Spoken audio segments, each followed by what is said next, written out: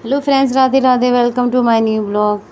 कैसे हैं आप लोग? उम्मीद करती हूँ आप सब लोग अच्छे होंगे और आपकी पढ़ाई भी अच्छी चल रही होगी।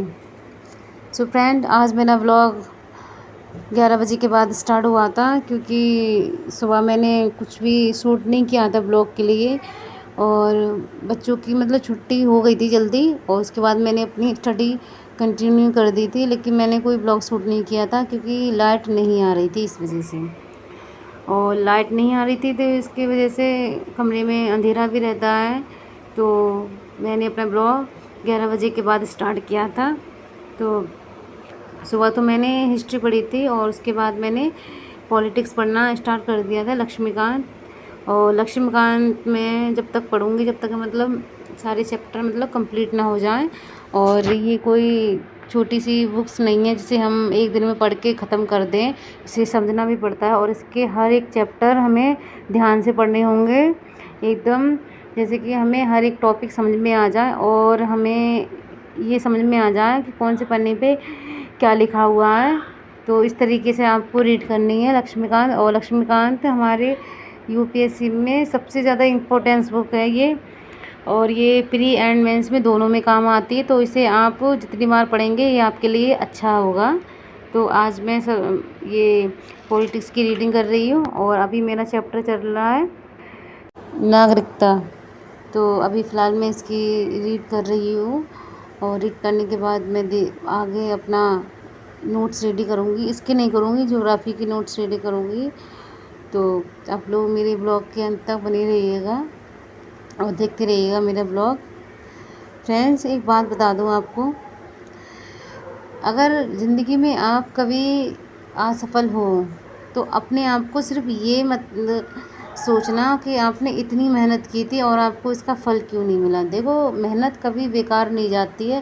बेशक इसका देर में रिज़ल्ट मिले, लेकिन आपको रिज़ल्ट तो 100% मिलेगा ही मिलेगा।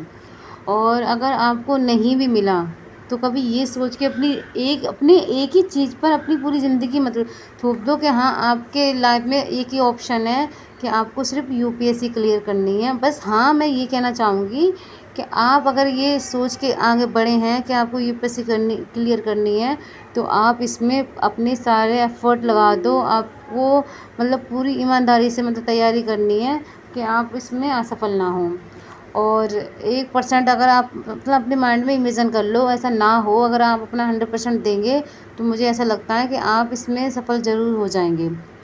और ऐसा अगर 1% इमेजिन कर लीजिए, बस मानना नहीं है कि अगर आप नहीं हो पाए तो ये सोच के कभी निराश मत होना कि आपने अपनी इतनी सारी सालें बर्बाद की हैं, 2-3 जितनी साल से आप इसकी तैयारी कर रहे हैं, तो आपके पास कोई ऑप्शन नहीं रहा। देखो, अगर ज़िंदगी में कभी फेलियर से आपका सामना हो तो घबराना मत, क्योंकि अगर भगवान एक दरवाज़ा बंद करता है तो दूसरा दरवाज़ा आपके लिए खोलता भी है। बस आपको ढूंढने की ज़रूरत है कि आपको इससे बेहतर की तलाश हो शायद, या आपके लिए इससे अच्छा सोचा हो कुछ, तो आप हमेशा ये सोच के चलें। देखो, इतनी सालों के बाद की तैयारी के बाद अगर आपको 1% फ़ेल होने का चांस लगे, तो आप ज़िंदगी में कभी इस चीज़ से घबराना मत। देखो, इससे आपकी लाइफ भी चेंज हो सकती है। आप आगे चल के टीचिंग भी कर सकते हैं और भी बहुत सारे रास्ते होते हैं जो आपके लिए हमेशा ओपन रहते हैं। देखो, मैं ये कहना चाहती हूँ, मेरी सारी बातों का कहने का मतलब ये है कि अगर आप अपने सारे एफ़र्ट लगा रहे हो इस चीज़ में, यूपीएससी की फील्ड में अगर आप उतरे हो और 100% दे रहे हो, तो मुझे नहीं लगता आपका फ़ेल होने का कोई चांसेस बन रहा है। और आपसे कोई गलती हो जाए ऐसी जिसमें आपको सफलता नहीं मिल पाई है, तो अपने आप को कभी ये महसूस मत कराना कि आपकी ज़िंदगी में अब दूसरा कोई रास्ता नहीं है, आप कामयाब कैसे होंगे। जो सोचो कि अगर आपने इतने सारे सब्जेक्ट का दोबारा से रिवीजन कर लिया है, रिवीजन ही मान लो, जैसे कि आप 6 से लेकर 12 तक जब तक आपकी ग्रेजुएशन चलती रहती है तब तक आप यही सारे सब्जेक्ट पढ़ते हो। लेकिन कुछ सब्जेक्ट ऐसे होते हैं जो हमें जब हम यूपीएससी की तैयारी करते हैं तब हमें पढ़ने पड़ते हैं। तो मैं ये कहना चाहूँगी कि कभी फेलियर से आप घबराओ मत, क्योंकि हमेशा भगवान कठिन परीक्षा उन्हीं की लेते हैं जिनके लिए कुछ अच्छा सोच के रखते हैं। और आप सोच सकते हो कि आपके लिए क्या स्पेशल रखा होगा। देखो ज़िंदगी का नाम यही नहीं है कि अगर आपने कुछ सोचा है और उसे पा लिया तो बस आपकी ज़िंदगी सेट है। कभी कभी ऐसा होता है जिस चीज़ के लिए हम पूरी ज़िंदगी मतलब सोचते हैं, भागते रहते हैं और वो चीज़ मिलने के बाद भी हम सेटिस्फाई नहीं होते हैं खुद से, और आपको वो खुशी फील नहीं होती जिस चीज़ के लिए आप इतने दिन से वेट कर रहे थे। तो कभी कभी ऐसा हो सकता है कि आपका इंटरेस्ट किसी और चीज़ में हो, हैं, और आप इस चीज़ में आप फेल हो गए हैं, तो आगे चल के आपको कुछ और नया मतलब सीखने को मिले। तो ज़िंदगी में हमेशा ये सोच के आगे बढ़ते रहो कि ये मतलब ये अगर हम इस चीज़ में फ़ेल हो गए तो हमारे लिए और भी मतलब आगे रास्ते हैं। मैं बस ये कहूँगी कि आप अपनी ज़िंदगी में किसी भी चीज़ को लेके आप हार ना मानें। अगर आपको एक बार में नहीं मिली है सफलता, 2 बार में नहीं मिली है, और अगर नहीं मिली है तो आप कभी निराश ना हो, बस आगे बढ़ते रहें। आप अपने आपको कभी रोकें ना, और कभी महसूस करें ना कि आपके अंदर कोई मतलब कमी हो सकती है जिससे आपका यूपीएससी क्लियर नहीं हो पाया। शायद ये हो सकता है कि आपके लिए भगवान ने कुछ अच्छा सोच के रखा हो। तो देखो ज़िंदगी में कभी-कभी आप जिस तरीके से सोच लेते हो कि हाँ आपको ये करना है, उससे भी अच्छा आपके लिए कुछ सोच के रखा जाता है। बस आपको थोड़ा अपने ऊपर पेशेंस रखने की ज़रूरत होती है। ज़िंदगी में देखो हार जीत ये तो लगे ही रहेंगे, लेकिन आपको बस ये करना है, आप मेहनत करते रहो और पूरी ईमानदारी के साथ। और जिस चीज़ की आप तैयारी कर रहे हो, एसएससी की, सीजीएल की, जो भी मतलब आपका ड्रीम है उसमें आप सिर्फ 100% दें। आप और लाइफ में कभी आप निराश ना हों। जितनी आप मेहनत कर रहे हो ना, मैं आपसे एक बात गारंटी से बोल रही हूँ, जिस टॉपिक को आप लेके पढ़ रहे हो आप, और इतने सारे सब्जेक्ट आप पढ़ रहे हो, आप मुझे नहीं लगता कि आप एक कमज़ोर व्यक्ति हो सकते हैं। आपके अंदर इतना सारा ज्ञान, इतनी सारी नॉलेज हर चीज़ की, तो आप हार कैसे सकते हैं? आप कभी हार ही नहीं सकते। अगर आप पूरी तरीके से ईमानदारी से मेहनत कर रहे हैं ना, तो आप ज़िंदगी में कभी हार नहीं सकते। देखो यूट्यूब पर ऐसे बहुत सारे मतलब टीचर्स हैं जिन्होंने अपनी यूपीएससी की तैयारी पूरी शिद्दत से की थी, लेकिन उन्होंने अपनी ज़िंदगी में कभी हार नहीं मानी, और वो मुखर्जी नगर में इतने बड़े बड़े सेंटर चला रहे हैं जिससे कि हर साल उनके कोचिंग सेंटर से हर एक विद्यार्थी मतलब जो भी तैयारी कर रहे हैं, और एक ना एक मतलब सेलेक्ट ज़रूर होता है। तो आप देख सकते हैं कि बहुत सारे लोग तो ये हैं जिन्होंने यूपीएससी की जॉब मतलब पाने के बाद भी उन्हें रिज़ाइन दे दिया है, लेकिन वो मतलब बच्चों को गाइड करने की सोचते हैं। वो ये सोचते हैं कि बच्चे जितना पढ़ रहे हैं और उन्हें सही गाइडेंस नहीं मिल रही है, तो उनके थ्रू गाइडेंस लेकर वो अपनी ज़िंदगी में सफल हो जाएं। तो आप भी फ्रेंड्स ये सोचा करें, आप किसी भी चीज़ को लेके ये मत अपने मन में रखना कि ज़िंदगी में आपके पास सिर्फ एक ही ऑप्शन है, और उस ऑप्शन के अलावा आपकी लाइफ में और कोई मतलब पर्पज़ नहीं है जिससे आप अपनी लाइफ को आगे बढ़ा सकें। अगर आपके पास टैलेंट है ना, तो आप अपनी ज़िंदगी में किसी न किसी के ज़रिए आप कामयाब हो ही जाएंगे, और ये बात आप लिख के रख लो। बस आप अपने अंदर एक पेशेंस रखो और शांत रहो, मेहनत करते रहो बस। अगर आपका सच में यूपीएससी क्लियर करने का सपना है तो आप इसमें 100% पास हो जाओगे, और अगर आप मेहनत दिल से करोगे तो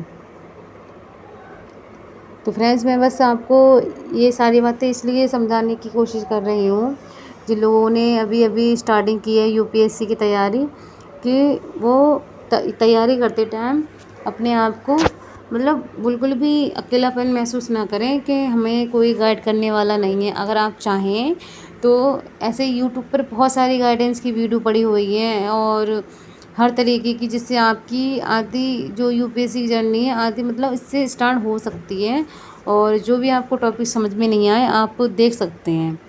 और मैं तो बस आपसे यही कहूँगी कि अगर आपने अभी अभी अपनी यूपीएससी की जर्नी स्टार्ट की है तो स्टार्टिंग आप हमेशा ज़ीरो लेवल से करना, यानी कि एनसीईआरटी से।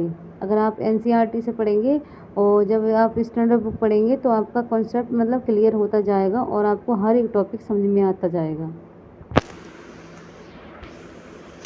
तो फ्रेंड्स, मैंने उस पॉलिटिक्स पढ़ने के बाद मैंने करंट अफेयर्स मतलब पढ़ा, और पढ़ने के बाद मैं साथ के साथ नोट्स भी रेडी करती जा रही थी, ताकि मुझे रिवीजन करते टाइम मतलब मैं भूलूँ ना, और जब भी मेरा मन करे तो मैं इसे रिवाइज कर सकूँ।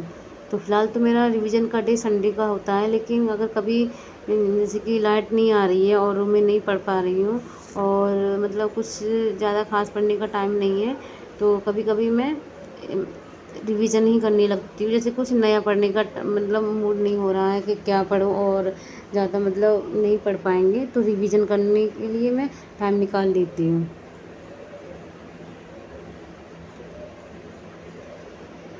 सी सेट हो गई, एंड मतलब हर सब्जेक्ट वो पढ़ाते हैं, ज्योग्राफी से लेके पॉलिटिक्स, मतलब हर चीज़ को। तो मुझे जितनी भी हेल्प चाहिए मैं वो मतलब उनकी वीडियो से ही देखती हूँ, और उनकी वीडियो से ज़्यादातर मतलब मैं पढ़ती हूँ। तो आप उनको देख के भी तो मोटिवेट हो सकते हैं ना, कि ज़िंदगी में कभी हार नहीं माननी है, और ज़िंदगी का एक ये पार्ट ही है हार जीत। अगर आप एक ही चीज़ को लेके बैठे रहोगे कि नहीं आपका तो ये, क्या आपके अंदर मतलब आपने कोई गलती की होगी। देखो, ज़िंदगी में अगर पूरी ईमानदारी के साथ अगर आप कोई भी एग्ज़ाम में बैठोगे ना, मुझे बिल्कुल भी नहीं लगता है अपने मन से कि कोई भी इंसान हार सकता है, चाहे वो कोई भी सही। ऐसा कभी कभार हो जाता है, मतलब नहीं निकल पाया है 1% आप मान लो, अगर आपका नहीं हो पाया तो और भी रास्ते हैं ज़िंदगी में आपको आगे बढ़ने के लिए। तो आप हमेशा खुश रहें और अपनी पढ़ाई पूरी शिद्दत के साथ करते रहें। जो भी आपका ड्रीम है आप ओनली उस पर फोकस करें, और फेलियर का डर तो अपने दिमाग से बिल्कुल निकाल ही दो, क्योंकि डर से कोई भी परीक्षा पास नहीं कर हो सकती।